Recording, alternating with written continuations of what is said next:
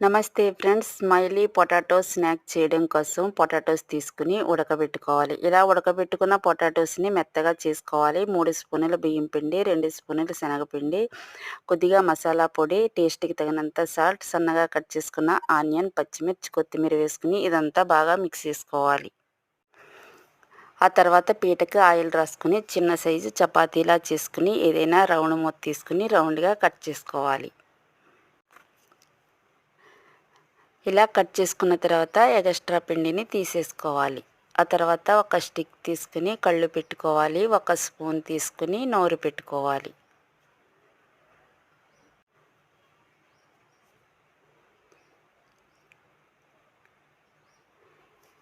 ఇలా అన్నీ చేసుకున్న తర్వాత డీప్ ఫ్రైకి ఆయిల్ని పెట్టుకుని డీప్ ఫ్రై చేసుకోవాలి.